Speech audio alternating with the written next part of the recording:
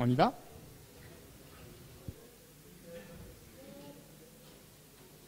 Je crois que tu as débranché.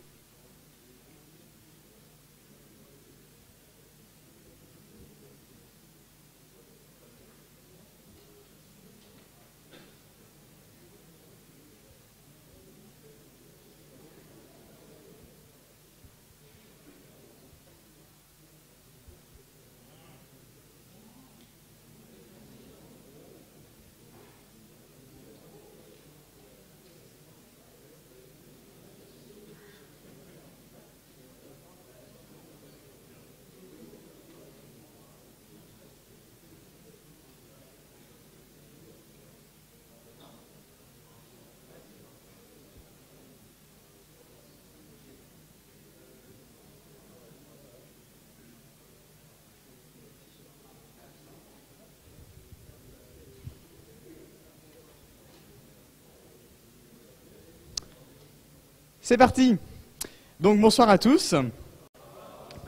Alors on s'attendait vraiment pas à ce qu'il y ait autant de monde à une conf sur l'ASP.NET, donc c'est probablement que vous ne devez pas savoir ce que c'est. Alors l'ASP.NET c'est du web. Ouais, c'est spécial. Donc ceux d'entre vous qui me connaissent doivent savoir que je suis assez fan des technologies Microsoft, particulièrement de C#. Et bien là c'est comment pousser le vice encore plus loin en se disant mais alors pourquoi pas faire du web en C#. Oui, c'est possible, mais surtout on va voir comment faire, parce que c'est pas si simple que ça à mettre en place.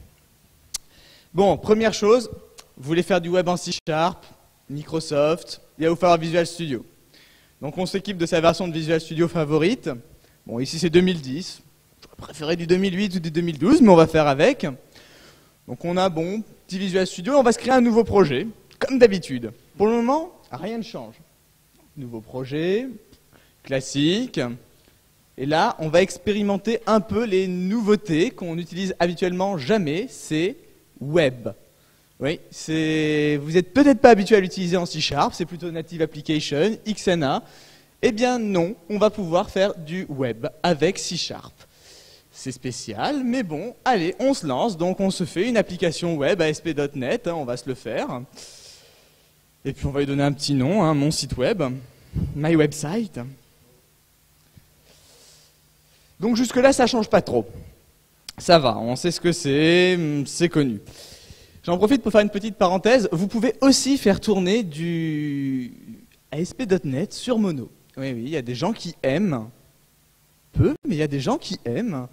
C'est assez spécial. Donc là, c'est de la techno Microsoft qui va tourner sur du Mono, probablement sur du Linux ou du FreeBSD, pour essayer de simuler les bibliothèques Microsoft tout en utilisant les ressources Unix, si possible avec Nginx en arrière-plan pour être encore plus crade. Mais il y a des gens qui le font. Voilà, c'est juste à titre indicatif. Ok, donc là on arrive dans un environnement connu, on va juste le lancer pour le fun. Donc on va se faire un petit... Ah oui, ça change, c'est spécial, donc on va se faire un petit play, allez, on le lance. Alors là, à votre avis, quel va être votre débugger? On est sur du Microsoft, on va débugger du web, eh bien ça paraît trop incohérent qu'on ait IE qui va se lancer. Donc voilà, la première fois qu'il débug, il va charger IE, il crée le serveur, et puis on va connecter tout le tout. Il se bind tranquillement à Internet Explorer. Il a mis son navigateur par défaut sur Firefox. Oh. Bon, eh bien on débuggera sur Firefox, tant pis, on n'aura pas tous les breakpoints. Voilà, et puis là, on est dans ASP.NET, bon, c'est sympathique. Et bien on va voir ce qu'on peut faire avec ça. Donc la première chose qu'on va voir, c'est un truc que généralement les gens qui font de l'ASP.NET oublient tout le temps. C'est la classe globale. Oui, parce qu'en ASP.NET, on vous recommande de faire des globales, et il y a même une classe qui est prévue pour ça. Donc la première chose qu'on va faire, c'est qu'on va prendre Visual Studio, et on va définir sa classe globale. Sa classe globale, elle sert à quoi? Eh bien, elle va définir les méthodes qui sont généralement pratiques quand vous faites du web. À savoir, server start quand vous allez lancer le serveur, server stop parce que vous n'êtes pas un gros dégueulasse et que vous fermez proprement vos ressources, et puis toutes les méthodes globales qui vont s'effectuer en arrière-plan, si vous avez des workers, des background tasks, bref, tout ce qui est propre au serveur. Une erreur à ne pas faire, mais pourtant que beaucoup de gens font, et même beaucoup de sites professionnels font, c'est de lancer des threads, de lancer des choses comme ça, dans les sessions utilisateurs, c'est-à-dire directement sur les pages web. On a une page web, on la lance, et paf, on lance un thread, on lance des trucs comme ça. Il ne faut pas le faire. Pourquoi? Eh bien parce que tout ce qui se trouve dans l'environnement de la page, thread, etc., va vivre en fait le temps de la session utilisateur. Imaginez que l'utilisateur vous demande une grosse opération qui va prendre facilement la nuit, il le demande à l'interface web. Vous créez naïvement votre thread dedans, ou votre opération dedans. C'est sympa, mais dès que la session utilisateur va expirer, votre thread vient de mourir. Donc si c'était une grosse collection sur une base de données, vous avez juste perdu. Donc ça, il faut le faire dans l'environnement global. Beaucoup de gens oublient, mais on va le faire là tout de suite. Donc on va dans notre explorateur de solutions.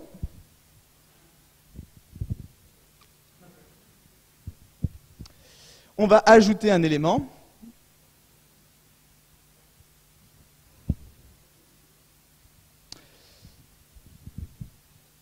Dans ta solution. Descends. Non, voilà, au-dessus. Voilà, website, vas-y, clique sur website. Voilà, ouais, clique, bouton noir. Tu ajoutes un nouvel élément. Oh, t'as pas de nouvel élément? Attends, laisse-moi faire. Alors sur un petit écran, c'est pas très pratique. Ah, il nous a défini global par défaut, super, même pas besoin de l'ajouter. Donc ici, vous avez votre classe globale, c'est la classe qui va définir quand est-ce qu'on charge votre serveur, quand est-ce qu'on décharge votre serveur, quand vous avez une erreur, qu'est-ce qui doit se passer. Session start, c'est quand un utilisateur se connecte, qu'est-ce que vous devez initialiser. Donc là, typiquement, vous initialisez tous les objets qui sont propres à l'utilisateur. Et là, session end, c'est tout ce qui s'exécute quand la session de l'utilisateur se ferme. Donc là, c'est le moment où vous allez mettre toutes les sessions de déchargement, on le délog, etc. C'est sympathique. Bon, grosso modo, nous, on ne va pas trop s'en servir pour une petite démo. L'objectif, c'est quand même que vous voyez que dans cette classe-là, vous allez pouvoir mettre tout ce qui est grosse routine, grosse requête, tout ce qui doit s'exécuter en arrière-plan et qui n'est pas dépendant de la session de l'utilisateur. Vous n'avez pas envie que le nettoyage de votre site web, que le recalcul de toutes les statistiques, ce soit dépendant d'une session d'utilisateur. Vous avez envie que ça se fasse de façon globale. Donc il faut penser à le mettre dans cette classe-là. Il n'est pas défini par défaut dans certaines versions, donc beaucoup de gens l'oublient. C'est vraiment un bon point de prendre le réflexe de le mettre et de prendre le réflexe d'initialiser tout correctement. Ensuite, default.aspx, c'est un peu votre index.html, mais la version C#, puisqu'il faut ce qu'il faut. Donc vous arrivez dans votre système, là on a notre classe default, mais elle a la particularité d'hériter d'une page web. Oui, c'est une page web C#. Et du coup, page load, ça va faire le chargement de notre classe, et on va pouvoir mettre tout ce qu'on veut dedans.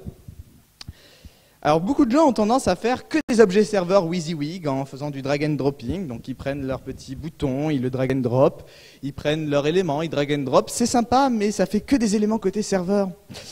Et beaucoup de gens ne savent pas quelle est la différence entre côté serveur et côté client. Sur ASPX, vous avez une vraie distinction entre les deux. Bon, ceux qui font du PHP doivent avoir peut-être l'habitude. Qui fait du PHP? Qui a déjà fait du PHP dans cette salle? Ok. Qui a un peu une idée de ce que c'est, ou même tout ce qui est Python, etc. Qui sait ce que c'est la différence entre du côté serveur et du côté client? Enfin, qui a l'habitude de manipuler la différence entre côté serveur, côté client, tout ça? Ok. Bon, il faut bien vous rendre compte que qu'est-ce que va faire ASPX.NET? Il va prendre les contrôles que vous lui donnez, tout ce que vous lui donnez à générer. Il va calculer des pages web, du JavaScript et tout ce qui va bien, et il va l'envoyer au navigateur. Vous avez envie de réduire au maximum cette phase de calcul. Tout ce qui doit être calculé, tout ce qui doit être procédural, vous avez envie que ce soit plutôt limité, parce que ça va se recalculer à chaque fois que l'utilisateur se connecte. Et vous n'avez clairement pas envie de recalculer toute une page, toute la vie, toute la disposition comme ça à la volée. Vous avez envie d'avoir des éléments statiques. Vous avez envie d'avoir des scripts aussi côté client parce que on va pas non plus tout faire côté serveur. Donc il va falloir jouer un peu entre les deux. Tout ce que vous écrivez en C#, ça s'exécute côté serveur, c'est-à-dire que c'est le CPU de la machine que vous louez à Amen, OVH, tout ça, qui va prendre. Là, vous allez écrire tout ce que vous voulez envoyer au client, vous allez faire des descriptions, ça fonctionne comme PHP, mais sauf que c'est du .NET, et vous allez pouvoir créer une page web, forger une page web à la volée qui va être envoyée au client. Bon, grosso modo, jouer avec lui, c'est pas très intéressant, c'est sympa, mais on va pas voir ça, puisque le but, c'est quand même d'essayer de setup un serveur un peu plus sympathique que ça. Et on va s'amuser à utiliser ce qu'on appelle l'inner.html. Alors, qui a déjà entendu parler de inner.html dans ASP.NET? Personne. Bon, ça vaut le coup de faire la présentation, du coup. Alors, l'inner.html, en fait, pour .NET et pour ASP.NET, c'est quoi?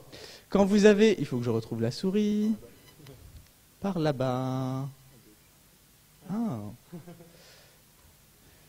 Donc, on va passer en vue graphique.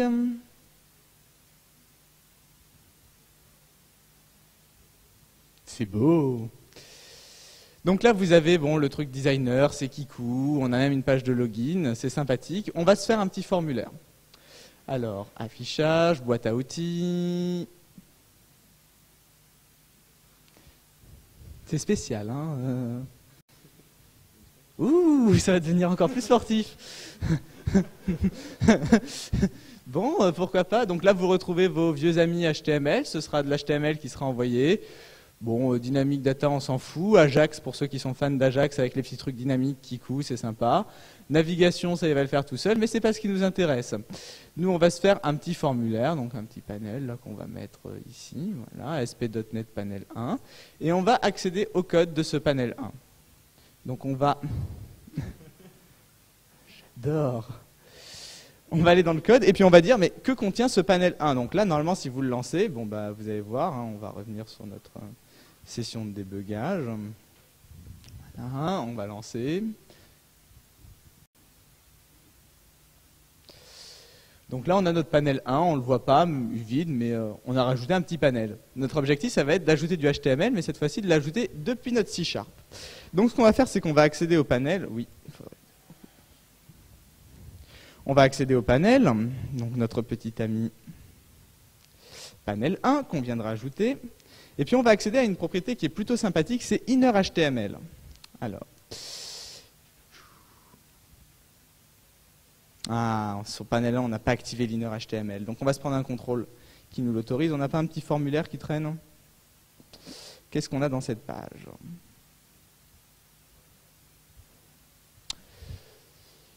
On a de la navigation. On devrait avoir...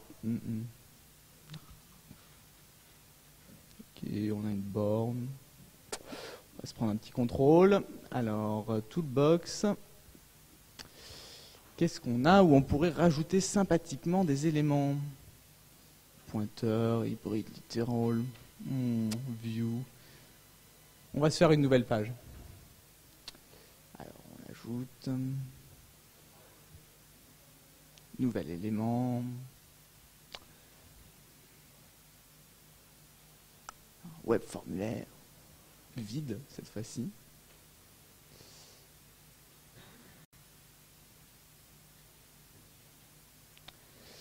Donc on a le body, hein, comme à votre habitude. On va se rajouter de la petite donnée ASPX. Qu'est-ce qu'on fait? Préférence? Non. Password, tree. Allez, on va rester sobre, on va se faire juste un petit bouton pour commencer.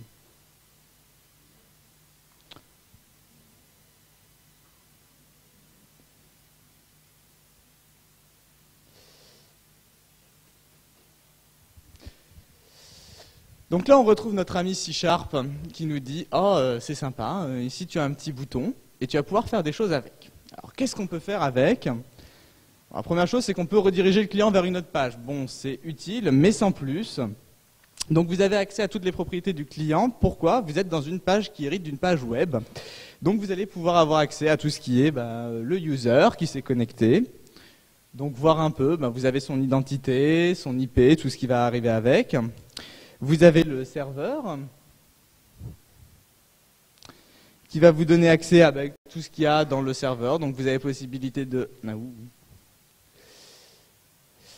d'exécuter du code de votre côté. Ça va vous permettre de choisir tout ce qui est exécution, tout ce qui est le nom de votre machine, tout ce qui est aussi les maps de pass. Donc on a normalement map pass. Pourquoi? Parce que quand vous voulez accéder à un chemin qui est relatif sur votre machine, enfin à tous les chemins qui sont sur votre machine, vous allez devoir utiliser MapPath parce que vous êtes dans un environnement qui n'a pas tout à fait les mêmes chemins et les mêmes accès au dossier de votre système. Donc pour pouvoir accéder à la racine de votre serveur, vous n'allez pas écrire un fichier en faisant system.io.write directement votre nom de fichier comme habituellement. Vous allez en fait faire un MapPath. Pas pratique de coder avec le micro. Non, ça va, 2 points. Et ça va vous donner votre root directory. À partir de là, vous allez pouvoir écrire tout ce qui est dans votre racine, si vous voulez rajouter des fichiers, etc. Mais il faut bien penser à chaque fois à utiliser cette routine-là, sinon vous n'allez pas avoir le droit d'écrire directement dans votre racine. C'est normal parce que c'est plus vraiment la même racine qui est utilisée que la racine de votre site. Donc ça, c'est un truc à se rappeler, hein. C'est première cause d'erreur quand on commence à essayer d'écrire des trucs dessus. C'est pas très sympa, mais bon, il faut y penser, quoi. Donc là, on va avoir tout ce qui est bon, facile, HTML encoding, etc. On va se faire un petit truc sympa. Allez, on va se déclarer une string Toto qui contient du texte.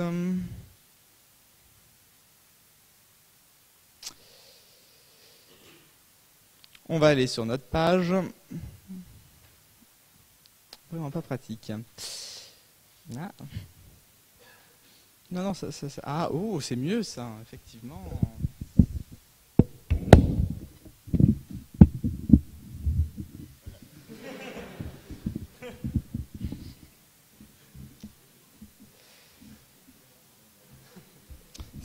C'est un peu agressif, hein, quand même, comme concept. Voilà, donc là vous avez votre serveur, on a vu quoi? On a vu notre user. Bon, ben, on va voir toutes les méthodes de navigation. Donc vous avez les méthodes de...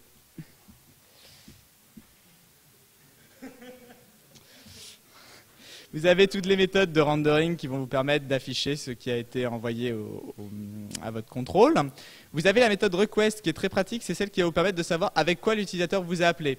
Vous savez, sur PHP, vous mettez default, point d'interrogation et suivi des caractères que vous mettez habituellement. C'est quand vous voulez faire ajouter des informations supplémentaires. Qui a déjà fait du PHP, qui a déjà utilisé ça? Point d'interrogation suivi de machin. Bon, bah ça, vous allez pouvoir l'avoir dans request. Vous allez avoir l'URL qui vous a été envoyé directement, plus toutes les informations associées à à la requête en question. C'est-à-dire le browser, quel est le navigateur Internet, quelle est la langue qu'il a cité, quel est le système qu'il a utilisé, etc. Vous allez avoir accès à l'IP qu'il a envoyé, la nature de la connexion, vous allez pouvoir mettre des cookies, c'est sympathique, le loguer comme pas possible. Bref, jouer un peu avec. Il y a de quoi faire.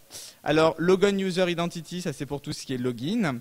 Vous avez de quoi jouer avec, justement, la raw URL, c'est la requête qui a été demandée, l'URL brute, c'est ce qui va nous intéresser. Vous avez après tout ce qui est User Agent, ça vous connaissez normalement. Et on a accès principalement à tout ce qui est Application Related Path, ça normalement on s'en sert quasiment jamais. Regardons un peu le browser, ça c'est ce qui est intéressant. Vous savez ce que peut faire le browser, c'est un peu les capabilities. Donc ça va vous permettre de savoir, est-ce que le système avec lequel je suis en train de dialoguer est en mesure de faire certaines choses ou pas. Vous allez donc faire, est-ce que mon browser peut faire, est-ce que c'est un browser mobile? Et en fonction de ça, vous allez rendre vos pages différemment. C'est du C#, c'est une façon à peu près propre de le faire. Bon, c'est pas tout à fait ça qui est intéressant quand même. Nous, ce qui nous intéresse, c'est de pouvoir prendre notre formulaire et d'aller injecter du texte. Donc on va mettre notre HTML. Bon, pour le moment, mon HTML, c'est Toto. Ok. On va lancer notre page web. Alors là, si j'avais voulu faire une page web pour le mobile, par exemple, j'aurais mis « Est-ce que je suis sur un navigateur mobile? Si oui, j'affiche autre chose. » On va aller donc, on est sur Webform, on est content, et quand on clique, on met notre inner HTML à Toto. Ah, j'ai mis texte, ok. J'ai mis texte derrière Toto. Bon, ok, c'est sympa. Donc quand on clique sur le bouton, on affiche texte. Mais dans le fond, qu'est-ce qui change de PHP? Enfin là, les gens, vous me dites, ouais, ok, c'est juste du PHP, sauf qu'il faut 3 tonnes de caractères avant d'arriver à afficher un pauvre petit texte. C'est pas top. Non, c'est pas top. Mais ce qui est vraiment top, c'est ça. Que vous n'avez jamais vraiment pu écrire en PHP, que vous avez toujours rêvé d'écrire. Donc on va récupérer Firefox. Où es-tu?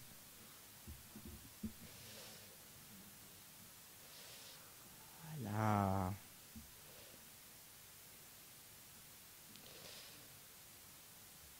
On va renvoyer pour avoir notre page web. Et là, vous allez pouvoir débugger vos pages web, chose que vous n'avez jamais pu faire en PHP. C'est quelque chose d'extrêmement pratique et c'est sans doute la seule raison qui peut vous pousser à utiliser de la SPX.NET plutôt que du PHP. Pourquoi? Parce que vous allez enfin pouvoir faire du debug, oui, du vrai. Donc là, je vais pouvoir générer tranquillement, comme en PHP, comme vous le faisiez habituellement. Je vais me prendre un petit string builder. String builder. Ah, je n'ai pas inclus la classe string builder. Bon, on va le faire à coup de string. pas besoin de s'inclure une référence pour rien. Donc c'est ma page. Et vous allez commencer avec, alors là, les petites graisses HTML que vous aimez bien, hein, qu'on inclut comme d'habitude. Donc division, on va pouvoir mettre du texte. Ah, voilà, on est content. Donc là, on écrit Toto. Vous voulez un truc particulier dans votre HTML ? Oui, vous pouvez mettre un canvas. Hein. Bon là, déjà que c'est gras en termes de texte, ça va le devenir encore pire, mais bon, pourquoi pas. Donc là, j'ai oublié un point virgule à la fin de ma ligne. C'est trop bien.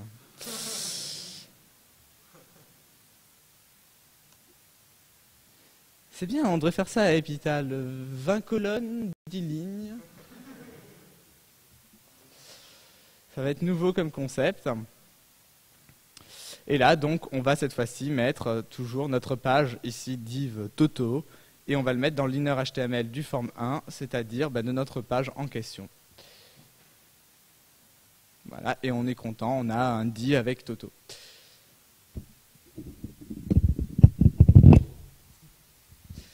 Bon, donc là, on a vu à peu près ce qu'il faut voir et quels sont les pièges à éviter dans l'ASP.NET. Piège à éviter numéro 1, ne pas tout vouloir faire passer par les systèmes serveurs. Vous avez vu là l'espèce de graisse qui nous avait généré avec plein de boutons, plein de trucs incompréhensibles. C'est sympa, mais alors le temps que ça prend à render du côté serveur, c'est horrible. Faites simple. Faites-vous une nouvelle page, faites-vous un formulaire et injectez à la main vos données dans l'inner HTML. Ça fonctionne très bien et ça va vous permettre de faire une sorte de PHP-like en C#, sauf que vous allez avoir le contrôle sur votre flux. Vous faites votre petite bibliothèque, là vous envoyez, vous allez voir des presses Bootstrap dans l'après-midi, vous pouvez envoyer du Bootstrap directement dedans, ça fonctionne très bien. J'ai un exemple sur mon PC où je mets du Bootstrap dans mon système, j'ai des petits tools. C'est sympa, hein, vous pouvez faire des classes object qui donnent des toString qui mappent du Bootstrap, ça fait des trucs sympathiques. Vous pouvez serialiser vers du Bootstrap. Voilà, vous récupérez toutes les features de C#, y compris le debugging, et ça c'est pas négligeable. C'est très appréciable. Je ne sais pas s'il y en a qui ont fait du PHP, qui a souffert de ne pas avoir de breakpoint dans son code. D'accord. Et parmi ceux qui ont fait du PHP, qui n'a pas souffert d'avoir pas de breakpoint dans son code. D'accord. Donc en fait c'est printf, c'est ça? Voilà. Donc c'est sympa hein, de devoir déployer tout son serveur pour pouvoir printf un truc. Mais dans la vie des vrais gens, on a le breakpoint quand même. Et Microsoft l'a bien compris et nous fournit le breakpoint. C'est plutôt pratique. N'oubliez pas d'utiliser quand même tout ce qui est feature globale quand vous avez des grosses requêtes. Là, j'ai pas de grosses requêtes à faire, mais on a vu tout ce qui était classe globale, etc. Et l'avantage, c'est que vous allez pouvoir tirer parti du C#. On a vraiment fait que du C#. Vous avez vu, vous avez reconnu vos bons vieux boutons, sauf qu'au lieu d'être en WinForm, vous êtes en .NET, enfin vous êtes en ASPX.NET, vous êtes sur un site web. Vous avez récupéré vos breakpoints, vous avez récupéré votre HTML, vous avez tout récupéré. Vous êtes juste en train de faire du C# pour du web. C'est facile, c'est très rapide, c'est JIT. Vous tirez parti du JIT, de la performance qu'on avait habituellement avec tout ce qui est application de JIT, etc. Vous avez vraiment un serveur qui est robuste derrière, vous avez pas mal de primitives, et vous tirez parti de toute la lib standard.NET, et ça, c'est pas du tout négligeable. C'est-à-dire que vous allez pouvoir vous faire un drawing bitmap, vous allez pouvoir dessiner sur ce bitmap, vous allez pouvoir afficher des trucs, des éléments custom, etc. Et juste l'envoyer simplement à l'utilisateur. Ça marche sans aucun souci. C'est vraiment, vous faites du .NET dans le web. Il faut juste tenir compte des petites particularités qu'on a montrées maintenant, c'est-à-dire de inner HTML qui vous permet d'envoyer votre HTML, du côté du fait que vous êtes en train d'hériter d'une web page, donc il va falloir jouer un peu avec browser pour voir les capabilities avant de lui envoyer des trucs. Mais une fois que vous maîtrisez ça, ASP.NET, c'est pas bien compliqué. C'est juste un peu long à start-up comme on l'a vu. Il y a un dernier point qu'il faut qu'on voit avant de pouvoir, que vous allez tous développer en ASP.NET, puisque maintenant je pense que vous adorez ça, hein, c'est certain, tout le monde préfère faire du C#, pas du PHP.